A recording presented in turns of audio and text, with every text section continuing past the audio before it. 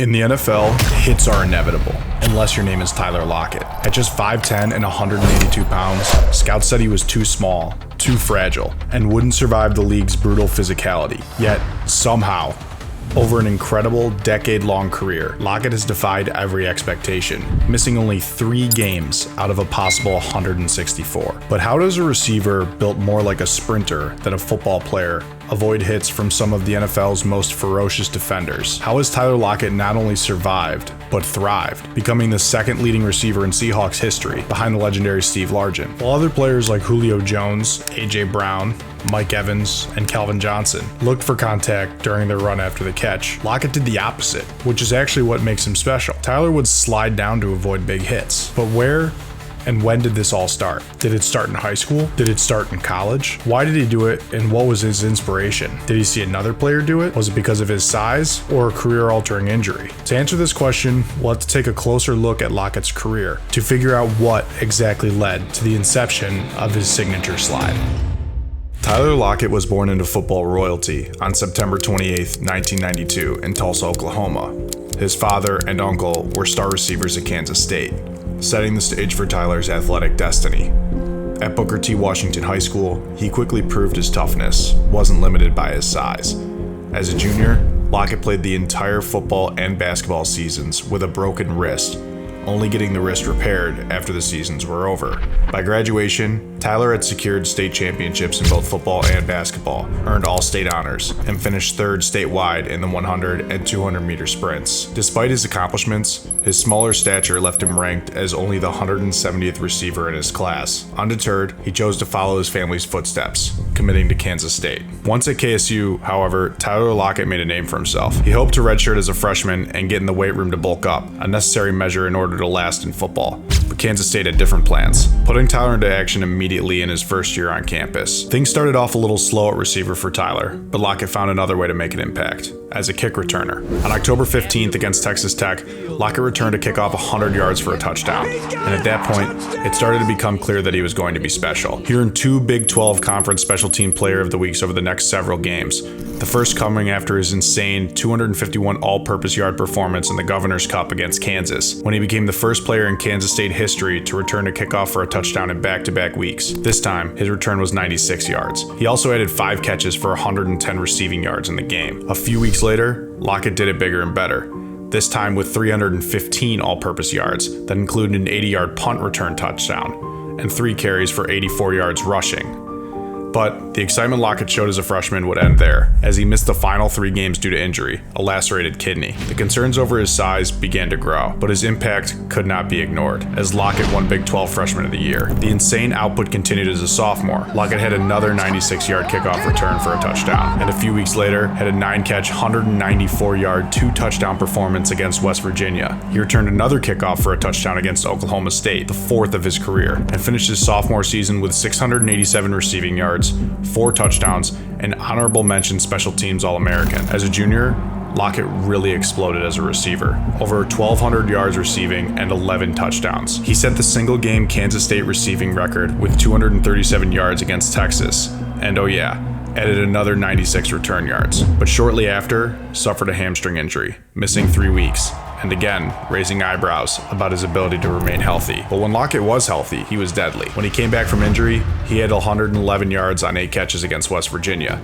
had 8 catches for 123 yards against TCU, and then 1 week later, had his best performance of all, breaking Darren Sproles' single-game all-purpose yards record when he had 278 yards receiving, 3 touchdowns, and 5 kickoff returns for 162 yards, the 5th highest single-game all-purpose yard output in college football history. By the end of his junior year, he was all Big 12 and a second-team All-American at wide receiver. It was starting to become undeniable that despite his size, Lockett was an absolute weapon. If you thought Lockett would regress in his 4th year at KSU, you'd be wrong. In fact, he'd have his best year yet.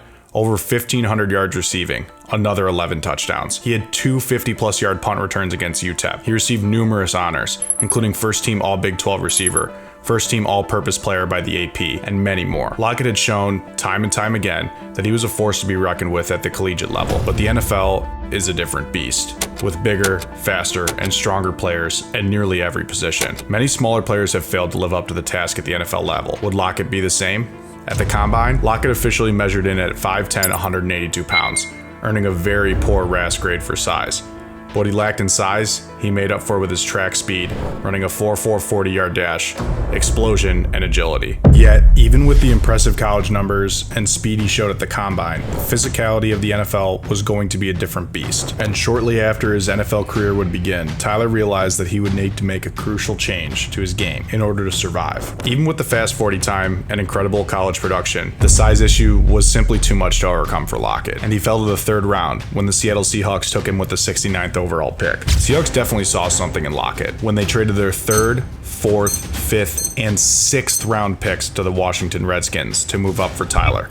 A massive haul to draft what many consider to be a fragile, undersized receiver. Regardless of his draft position, Lockett was poised to make a name for himself. In his first preseason game as a rookie, Lockett showed that he was not to be underestimated, returning a kickoff 103 yards for a touchdown against the Denver Broncos, showcasing that he was more than just a receiver, and highlighting what made him so dangerous in college, his ability to move in space. In week 3, he returned another kickoff for a touchdown, this time 105 yards against the Chicago Bears. If anything, Lockett was going to be a weapon in the return game, but in reality, he would end up being way more than that. His rookie season was stuff of legend. He joined the legendary Gale Sayers as the only rookies to record 5 receiving touchdowns, a punt return touchdown, and a kickoff return for a touchdown. He was the only rookie to be named AP First Team All-Pro, and was also selected to the All-Rookie team at 3 different positions: receiver, kick returner, and punt returner.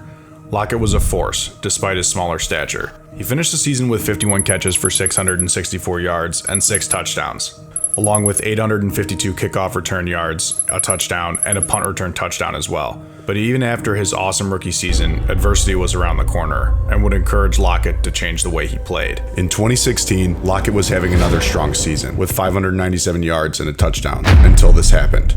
Lockett broke his tibia and fibula on the play and would miss the final game of the Seahawks season after undergoing surgery. After this injury, Lockett would only miss 2 more games his entire career, and it was because of a major change he made to the way he played. Lockett started doing the unthinkable. After catching the ball, if there was no clear path in sight, Lockett would slide down. He would get as many yards as he could, and then prior to contact, would go down to avoid being tackled. He was essentially unhittable. This move has drastically extended Lockett's career. While many receivers of similar stature have struggled to stay healthy due to the brutal nature of the game, Lockett has continued to shine for a decade, always available for his team, because he simply avoids contact. Lockett is dangerous in space. We know that. He's shown it time and time again on kickoff and punt returns, as well as runs after the catch. But what makes him so slippery isn't just his ability to juke defenders or his field vision, but his willingness to take what the defense gives him before giving himself up as a runner. It's smart. Actually, it's genius for many reasons. First and foremost, it has allowed Lockett to stay healthy, obviously, and will mitigate the long-term impact he will feel from football, but also creates opportunities for his team in another way: flags from late hits. In many instances, NFL defenders are often moving too fast to control themselves, especially when moving toward a quarterback, and we see this all the time. The late hit on the QB slide that draws a penalty. This also is in play for Lockett, not just quarterbacks. When an offensive player gives themselves up, the defender cannot hit them. Most of the time, defenders are ready for this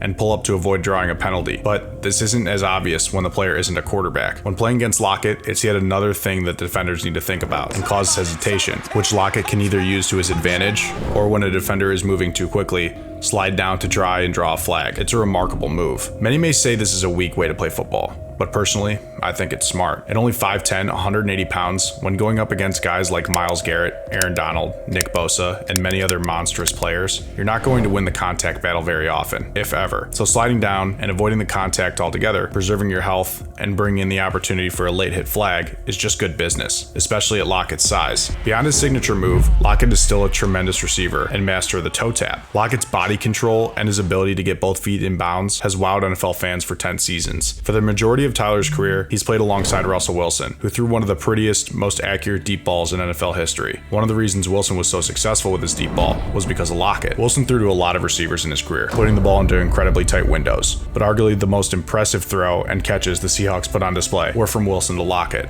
In many instances, Russell would throw a ball that looked to be sailing a yard or two out of bounds, but there was Lockett, who not only managed to catch the ball, but keep both feet in play to complete the catch. It's nearly unguardable, and was yet another reason Lockett is such a frustrating player to play against. When he's inbounds, he doesn't allow you to get a good hit on him, and when the ball looks like it's going out of bounds, Lockett manages to keep it inbounds for a completion. With this in mind, it's easy to say Lockett's greatest skill isn't his speed or his vision, but his body control, managing to get out of the way of massive hits and contort his body for ridiculous toe tap catches. Because of this, Lockett has put together quite an impressive career. To date, Tyler has over 8,500 receiving yards, 61 receiving touchdowns, 265 rushing yards, a rushing touchdown, over 3,000 kickoff return yards, with 2 touchdowns, and another 1,000 punt return yards and a touchdown. He's had 4 seasons with over 1,000 yards receiving. He has a first-team All-Pro to his resume as a rookie. Not many can boast that, especially at his size. And 2 second-team All-Pros in 2016 and 2017. He was an NFL Top 100 player 3 straight times from 2018 to 2020, showing that his peers recognize just how good and dangerous of a player Lockett is. It feels as though, for whatever reason, that Lockett has always been overlooked by fans or outshined by receivers across the league, and even those on his own team. He was never quite considered to be in the echelon of guys like Julio, OBJ, AB, Mike Evans, or even Stephon Diggs, and for the past several seasons was considered to be the wide receiver 2 behind DK Metcalf. But when taking a look back at Lockett's ability and production, he probably should have gotten more recognition from NFL fans for just how good he has been. Is Tyler Lockett a Hall of Famer? Most likely not. How much longer will he play? That's hard to say too. But he's going to be a great target for rookie Cam Ward in Tennessee. That much we know. And has made a career for himself against the odds by not just making plays with his impressive speed and athleticism, but his mind as well, making sure to avoid big hits, prolonging his career, and earning nearly $90 million along the way.